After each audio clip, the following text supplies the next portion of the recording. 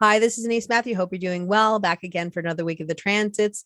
So, we have a lot of energy happening this week. We have a full moon happening, and we have a lot of new energy that's coming in, a lot of it tribal, which talks to this idea of getting the resources being taken care of and support in some way. And if we don't feel we're being supported, then that's when we can kind of rebel against the system, which kind of talks to the idea of the energy moving forward is looking at the way the things have been done in the past and understanding that the old ways of solving problems in the past are not the new ways of solving problems in the future.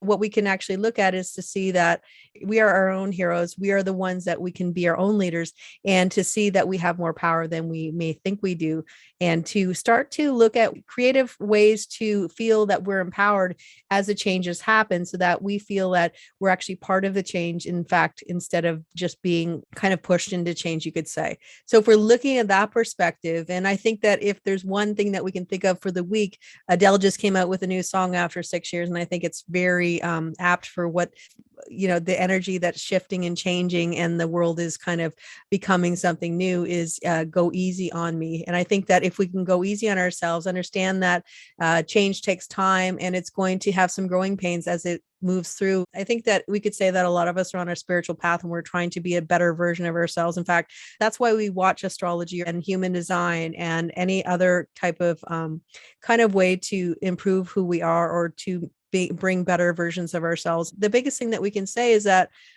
we always want to evolve. We want to find the highest version of ourselves. We want to come into awareness. We want to contributing to the world in a very positive way, but also understanding that we are human, and that there are going to be moments that we don't feel that we have acted the way we probably want it to. Maybe we snapped when we didn't want to, or we're a little bit more frustrated with things than we want it to be, or those types of things. And just understanding that we're all human, and that we all make decisions in the moment, and that just because you got irritated and we're swearing in traffic or something like that, doesn't make you any further away from your spiritual path than you were 5 minutes before it happened. It just says that it was a moment of being human, and that you're just going to move on and kind of continue to do what you do, and understand that it's about being patient and understanding with yourself. And Venus is there telling us to just be in our own flow, to understand that when we find our own personal flow, that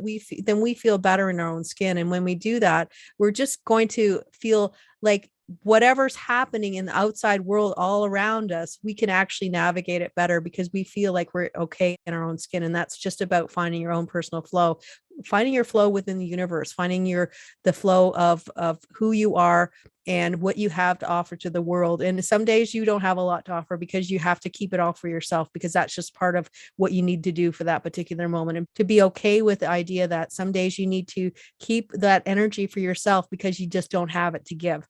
And those days that you do have it to give, you can give it to other people, to actually be out there to try and help them navigate the changing tides, to navigate the energy that can sometimes be difficult, that's coming down the pipeline. So if we can keep those things in mind, we can navigate the week. There is potential for people to be going around like wondering what's happening, to try to be pushing against the system, to be trying to be rebelling against the rules and regulations, and to lose their way in the energy of wanting change, but only wanting change a certain way.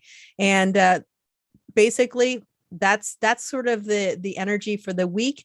The rest of it we will go through, and I'll talk about the full moon that's happening on October 20th. I'll expand a little bit more on that, and just the transits for the week. And other than that, let's get into it.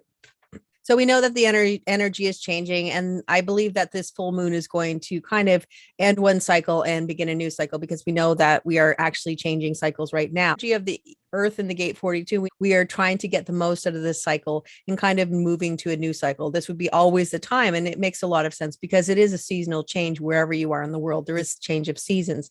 So we have a lot of things shifting. It is really talking about bringing more of a tribal spin to things. And it really makes sense, because I think that we've had a lot of mandates changes, things that leadership is trying to push on people and say, this is the new rules. And nobody really has had input or an ability to say yes or no, whether they want to have those particular rules or not. So as expected, people are not going to like it. They're going to push against it. They're not going to be told what to do, basically, is what we're sort of looking at. The key with all this tribal energy is that there could be a lot of people trying to push their own agenda, decide what is best for everybody, where everybody should go, what they should do, those types of things. And because we have a lot of transits that are showing up as tribal energy, it is that idea of I need to be supported. I need to have my things that I need. I need my food. I need my shelter. I need all the things that we need as humans. And that really does take on more of a theme in the mundane world because we do have an energy crisis and we do have a supply chain that is breaking down. So, how do we mitigate that? Well, the only way to mitigate any of that is to see it from a perspective of watching, waiting, always preparing, have alternative ways of managing how you live your day to day life, whatever those are. If you have an ability to incorporate those or have them as backup plans, and that's a way that we can kind of move through this energy and navigate it. And to know that we do have the resilience, that we do have the ability to move through it. And no, we don't want to have to change, but change is basically knocking at our door and it's saying, are you ready? And the reality is this: we can fight and push against it and say that we're not going to accept how the world is unfolding and how it is going to be in the future, but it will eventually change. And with Pluto in the gate 60 most of next year, we do know that changes is potentially going to have to do with limitations and how we navigate those limitations. And how we navigate limitations is by being creative. It's like when you have less of something, you have to have creative ways of how you use what you actually do have in this moment. And that's the key. When you see that that is part of the position that we are sort of looking at in the future, then it's starting to look at where can I put my resources, my energy, and my focus so that I feel that I'm being supported. I'm not necessarily waiting for other people to support me. I am supporting myself the best I can, and I'm being prepared and having all the basically the things that I need so that if things break down in some way, I am supported. So it is really about being creative, and that energy is coming in the future. But before we get to Pluto and the limitations, we already have this kind of energy where we're looking at our leaders and we're saying, you're not necessarily doing what we want you to do. We feel like there's a lot of people saying that their leadership has failed them. There's been corruption. A lot of leaders have stepped down because of corruption. So we do see that method of how we've been led and the support and the way we've always looked at the world around us is shifting. So it's all about shifting with it or pushing against it. And I think the reality is that we can push against things that we have to, but ultimately, if we push against everything, all our energy goes to pushing against things. And change is part of life. Changes is the only thing that endures. And right now, with the sun in gate 32, that's saying that change is really upon us. And it is kind of urging us to decide what we want to do. How do we want that change to look? What kind of stamp of our own individuality can we place on the change that is coming? How can we usher it in so that we feel that we're having some energy of co-creation, or in some way we are being part of the program, in that we're not being pushed here and pushed there and those types of things. With the concept of the mandates that have been kind of in the news, and people are saying that, if you don't do this, you're not going to be able to go here. I mean, that's a big theme. And I think that free choice and an ability to decide what you do for yourself is not as evident in the world right now. And I think that is something that, with all this, the planet starting to move through tribal energy, we do see that is going to be something that is not going to be taken lying down, as you could say, because that's tribal energy.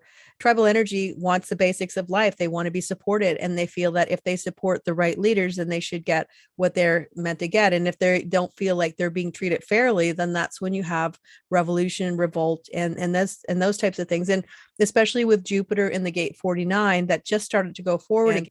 And then when we get to November, we do have Saturn and Jupiter making a full channel 1949, and that's November 11th, and it's going to move on till the 23rd. So what that says is that we do have this concept of revolution and an emotional perspective, an emotional component of revolution that will kind of shake up the rafters of everything, to decide that the people are not willing to be pushed into a corner anymore. And what happens when people are feel like they're pushed into a corner. So there's a lot of energy that is kind of pushing us to decide where we want to stand, what we want to have for our future. And it's our decision to basically decide how we're going to navigate it, decide how we're going to walk through this energy in a way that we're feeling that we're being supported, and also understanding that other people will not necessarily be acting the way we are. If there's any advice to be given to navigate the time that we're sort of moving through, and how it can be in many ways look very tumultuous, is that it is about watching and sort of watching how everything is unfolding. On October 25th, we have Uranus switching gates from the gate 2, which is direction, to the gate 24, where it's been sort of a fair bit of this year and a little bit of last year. So we have Uranus moving into the gate 24, which it was in the gate 24 a fair bit last year, and it's basically going to be finishing up in the gate 24 in early 2022, probably until about March. And then after that, it's going to continue off to the gate 2, and that'll sort of be a very long transit again. But what happens before that is that it's going to actually be making a full channel between Uranus and Pluto, and that will last from October 25th to the second week of January 2022.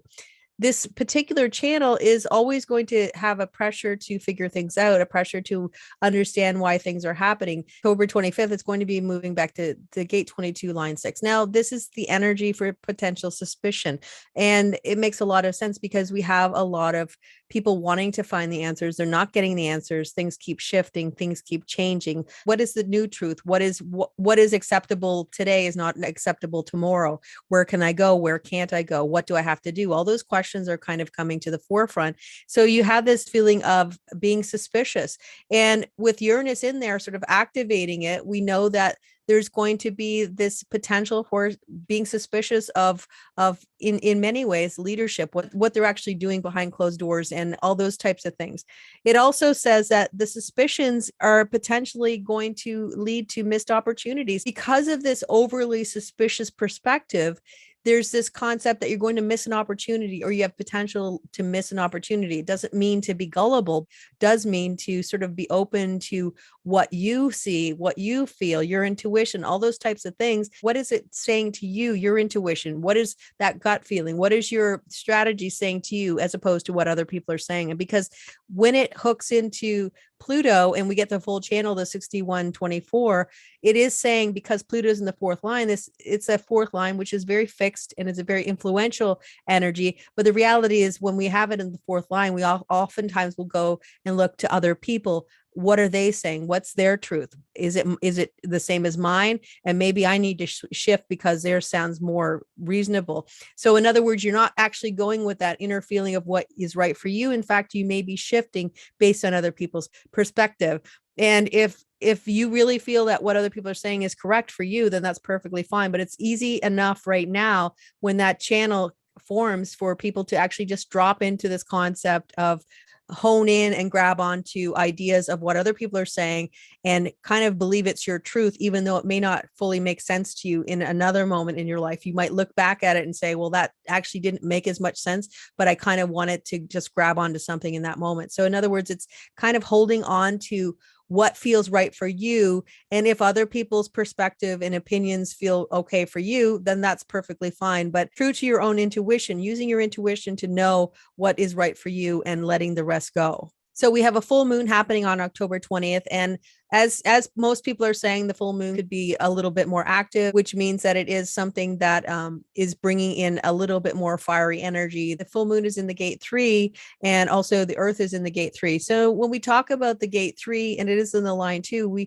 we're talking about this idea of difficult new beginnings. Something brand new is trying to be born, and anything that's new, it doesn't usually happen really easy, because we don't generally want to have mutation. We don't want new things. We want change, but most times we don't want to have new things happen. We want change that's easy, painless, and everything goes smooth, and you're not in any way inconvenienced by it. But what happens with the gate 3, it is a new beginning. And if you look at the image, you see a little seedling coming through boards, but it's got to push through a lot of things before it actually gets to where it needs to go to get to the light. So that's basically what it's saying. So it is talking to this need for new order, because there's a lot of confusion. The gate 3 is talking about kind of bringing order by bringing the confusion to an end, but it also talks to the idea of unstable leadership actually kind of being part of the new beginning not happening the way that it might unfold in the long run. But we also have the sun in the gate 50. The sun is actually exalted in the gate 50 line too. And this just talks about historically about holding our values, basically being true to who we are as individuals, not letting the circumstances all around us make us start to make decisions that are not based with our internal integrity and our internal values that we've always kept. Despite what's happening around us, we can hold to the values that we hold dear. And even though it may look like things are kind of out of control, if we hold on to the values that we've always stood by, they will be supportive of us and they will bring us into the future. The one thing, because we have a lot of tribal energy within the full moon, we do have Mars in the line of what they call lack of continuity. All tribal energy just wants things to keep moving. And there's potential for people to want to keep things moving to the point of just ignoring that there was any problems within, the old ways. It could be with Mars in the gate 32, it's saying that the only way to make changes through traditional ways that have always worked before, instead of actually thinking of let's find a new way to solve an old problem. And that is what this energy of the full moon is saying. It's like, the end of the old traditions of how we always solve problems, how we always saw leadership, how everything always unfolded, and what we were always used to happening. It's coming to an end, and we now have this new beginning where we have an ability to be more creative with how we solve problems, more creative with how we move forward into the future, and more creative with how we get along as a society and a human race, so that we can start to work together instead of kind of working against each other, because we have this anxiety and fear that somebody else might get what we have, and where will we be left in the long run. It is really talking about change, leadership, and kind of breaking traditions that we've always done before. And there's this other perspective of having to say that this idea of always letting go of the reins and letting other people take care of the problem is no longer the way of the future. Right now, it's about moving forward into the future and actually taking the reins, taking the control, taking sovereignty of our own lives. That's part of the future that we're moving toward. It's also talking about, with Saturn involved, and Saturn is in the gate 41 line 6. This is also looking at the idea of, we have a limitation of resources. How are we going to use the resources that we have? And I mean, a lot of people don't like the concept of limitation or the word limitation, but in a lot of ways, limitation is the way we are creative. It is the way we learn to create something beyond what we have, based on what we have in that particular moment. It is a way to grow, to expand, to mutate. So the full moon is basically saying the end of many traditions is sort of in the ethers, and now it's time for us to be more creative, to kind of find a new solution to an old problem, and to take control of it, to believe in our own integrity and our own ability to actually maneuver and navigate the world, despite what other people say, despite how it may look in the world, that we do have the power and the ability. Because with Chiron in the gate 21 right now, and it'll be in there until the 30th of October, it will finally move into the gate 17. It's talking to this idea of feeling powerless. But what it also says is that we're going to heal that powerlessness. The powerlessness of the gate 21 is a wound that we're feeling, but we do have more power than we may feel that we do. And ultimately, that's the key, knowing that you have more power to make your own decisions, and things will change. So it is sort of ushering in the gate 50. I mean, we do have the gate 32 until sort of the Monday, and then we're moving into the gate 50 energy, which will be the energy for the week. The Earth, we have the gate 3, the same type of themes it was talking about, this difficult beginnings, these new beginnings, these beginnings that will take effort, will take time, will take resilience, and push us to our limits, to how strong we are and how much we can actually push through. And most times what we'll discover is that we are a lot stronger than we ever gave ourselves credit for. And Venus is going to be in the gate 5 for much of the week until basically until the Saturday. And that is kind of a nice energy because Venus is about just looking at the big picture and saying, okay, let's just wait. Let's just see what shows up. Basically, what it says is that by waiting and watching and being aware of what's happening, that's when you'll actually get the downloads to say, okay, this is what's happening. This is about being in the flow of life and understanding that you are in the personal flow. Now, when we talk about the flow of life, it doesn't mean that you're in the flow of other people. It does mean that you're in the flow of you could say the earth, the rhythms of Mother Earth. You're in the flow of the Maya, the natural rhythms that will unfold when you allow yourself to be in that flow. And that's your natural rhythms. Your natural rhythms come out, and you're in that flow of your own personal flow, the things that work for you, the way you like to do things. By basically not interacting, not jumping into the fray because you feel like you need to do something or you need to hold on to something. This is instead sort of suggesting to watch and wait and have that yin energy of Venus to see how things unfold, because there could be a lot of people not knowing what's happening, grabbing onto things, and it kind of bringing a little more angst to things than necessarily needs to happen. And that in itself can give you calm and clarity. Mars will be in the gate 32 pushing to improve and those types of things. So if we could just wait and hold on and see what's actually showing up before we jump on any bandwagon, that can actually help a lot to start to kind of bolster our own game plan to decide where we want it, what we want to do and what we want to prepare for and what we want to create in our lives so that we feel that we're secure and supported. It's about taking care of ourselves. This is the time where we're no longer going to be leaning on leaderships to be taking care of us. In fact, we're starting to look at how we can take care of ourselves instead.